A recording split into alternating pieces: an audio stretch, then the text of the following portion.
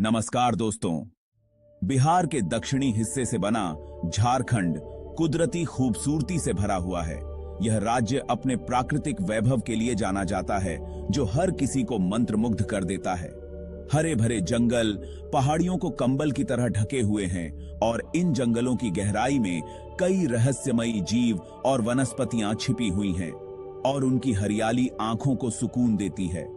यहाँ की ताजगी भरी हवा और शांत वातावरण मन को शांति प्रदान करते हैं। ऊंचे ऊंचे पहाड़ों से झरने गिरते हैं, जिनकी गूंज घाटियों में गूंजती रहती है।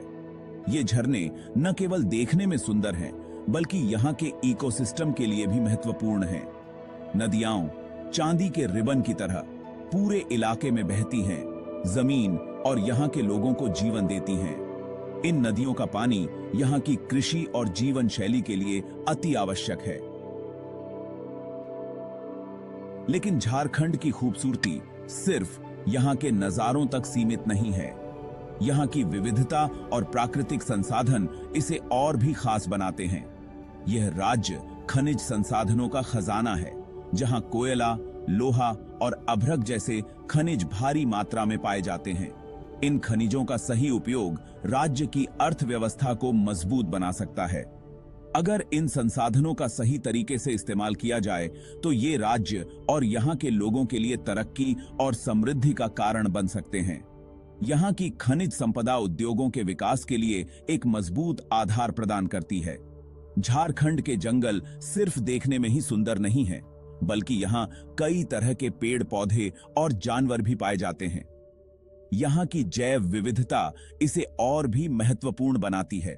बाघ यहाँ के अभयारण्यों में घूमते हैं और हाथी जंगलों के गलियारों से गुजरते हैं। ये वन्य जीव यहाँ के इकोसिस्टम का अभिन्न हिस्सा हैं। आदिवासी समुदाय जो सदियों से प्रकृति के साथ तालमेल बनाकर रह रहे हैं, अपनी आजीविका और सांस्कृतिक पहचान के लिए इन जंगलों पर निर्भर हैं। उनकी जीवन शैली और परंपराएं यहाँ की संस्कृति का महत्वपूर्ण हिस्सा हैं। यह प्राकृतिक बहुतायत झारखंड को अपार संभावनाओं वाली जगह बनाती है। यहाँ की प्राकृतिक संपदा और सांस्कृतिक धरोहर इसे एक अनूठा राज्य बनाती हैं। यह एक ऐसी धरती है जो विकास और समृद्धि की मिसाल बनने के लिए, अपने भाग्य को पूरा करने के लिए बेसब्री से इंतजार कर रही है। झारखंड की सुंदरता और संभावनाएं इसे एक अद्वितीय स्थान बनाती हैं। चलिए आगे सीखे हैं। झारखंड एक अजीब विरोधाभास प्रस्तुत करता है। एक तरफ तो ये प्राकृतिक संपदा से भरपूर है। यहाँ के हरे भरे जंगल और सुंदर परिदृश्य इसकी प्राकृतिक संपदा का प्रमाण हैं, और दूसरी तरफ यहाँ व्यापक गरीबी है। ग्रामीण इलाकों में लोग बुनियादी सुविधाओं के लिए संघर्ष कर रहे हैं। इतने खनिज संसाधनों के बावजूद यहाँ की एक बड़ी आबादी गरीबी रेखा से नीचे जीवन यापन करती है। खदानों में काम करने वाले मजदूरों की स्थिति दयनीय है। संसाधनों की अधिकता और मानव विकास के बीच यह अंतर एक गंभीर चिंता का विषय है, जिस पर तुरंत ध्यान देने की आवश्यकता है। खनिज संपदा और गरीबी के बीच का यह विरोधाभास झारखंड की प्रगति में बाधा डाल रहा है। विडंबना यह है कि राज्य की खनिज संपदा ही उसके दुखों का कारण बन गई है। खनन गतिविधियों ने पर्यावरण को गंभीर नुकसान पहुंचाया है। अनियंत्रित खनन ने पर्यावरण को नुकसान पहुंचाया है। जंगलों की कटाई और भूमि का क्षरण हुआ है, जिससे नदियां प्रदूषित हो गई हैं। लोगों को उनके घरों से बेघर किया है और उन्हें अपने ही घरों से विस्थापित होना पड़ा है और उनकी आजीविका को खतरे में डाला है। किसान और ग्रामीण अपनी आजीविका के लिए संघर्ष कर रहे हैं। खनिज उत्खनन के लाभ अक्सर स्थानीय आबादी तक नहीं पहुंच पाते हैं, बल्कि ये कॉरपोरेशनों और दूर के शहरों तक चले जाते हैं। अपर्याप्त बुनियादी ढांचा, शिक्षा के सीमित अवसर और रोजगार के अवसरों की कमी से यह विरोधाभास और भी बढ़ा जाता है। शिक्षा के क्षेत्र में भी झारखंड पिछड़ा हुआ है।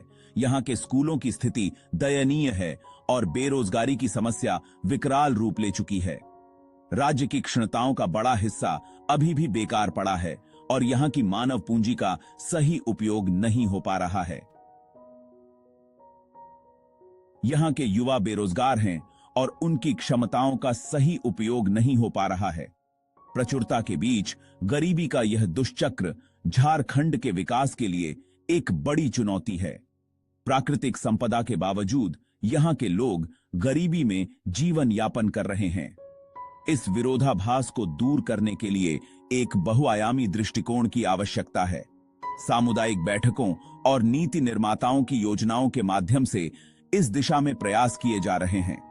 इसके लिए संसाधनों का जिम्मेदारी से प्रबंधन, लाभों का समान वितरण और सतत खनन प्रथाओं को अपनाना आवश्यक है और मानव पूंजी में निवेश की आवश्यकता है।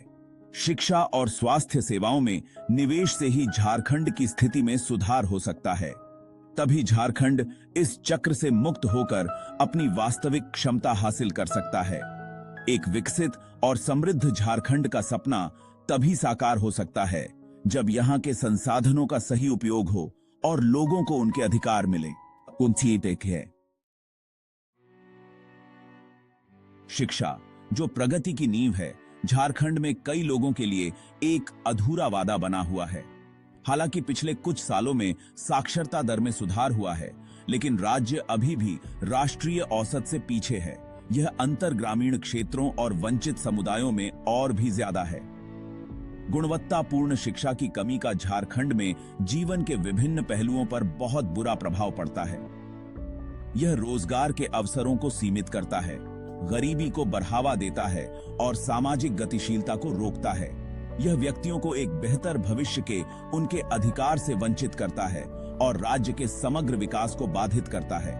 इस शैक्षिक कमी में कई कारक योगदान देते हैं।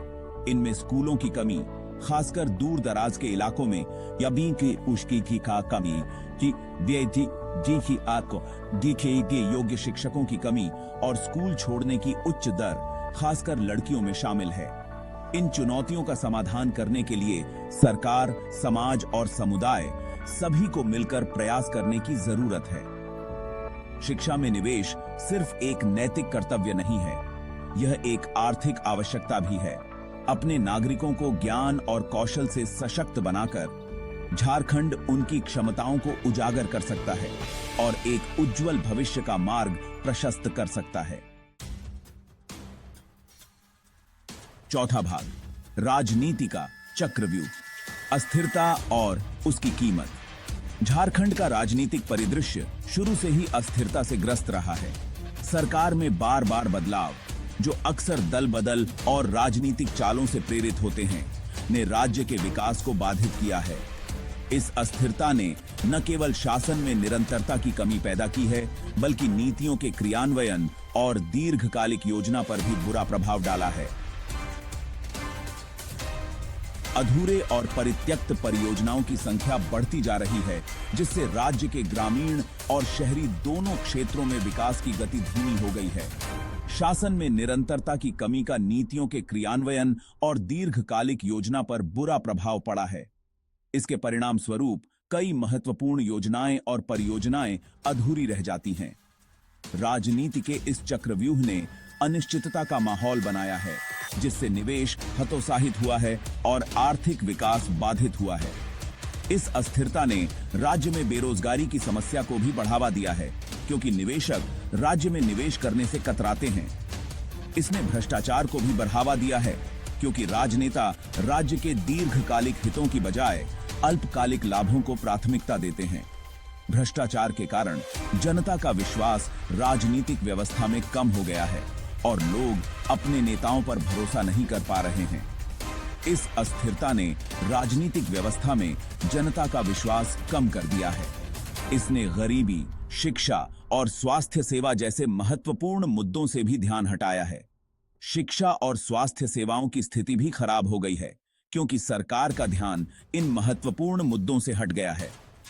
इस चुनौती से निपटने के लिए लोकतांत्रिक संस्थानों को मजबूत करने, नैतिक शासन को बढ़ावा देने और जवाबदेही की संस्कृति को बढ़ावा देने की आवश्यकता है। नैतिक शासन और जवाबदेही की संस्कृति को बढ़ावा देने से हम एक स्थिर और समृद्ध झारखंड की दिशा में कदम बढ़ा सकते हैं। राजनीतिक स्थिरता अपने आप में कोई मकसद नहीं है, बल्कि यह मकसद हासिल करने का एक जरिया है। यह विकास के लिए अनुकूल वातावरण बनाने के लिए जरूरी है, जहां नीतियों को प्रभावी ढंग से लागू किया जा सके और लोगों की जरूरतों को पूरा किया जा सके। स्थिरता से ही हम उन परियोजनाओं को पूरा कर सकते हैं जो राज्य के विकास के लिए महत्वपूर्ण हैं। यह सुनिश्चित करना कि नीतियों को प्रभावी ढंग से लागू किया जाए और लोगों की जरूरतों को पूरा किया जाए, एक स्थिर और समृद्ध झारखंड के लिए आवश्यक है। 5वां भाग, धरती के रक्षक, संकट में आदिवासी समुदाय।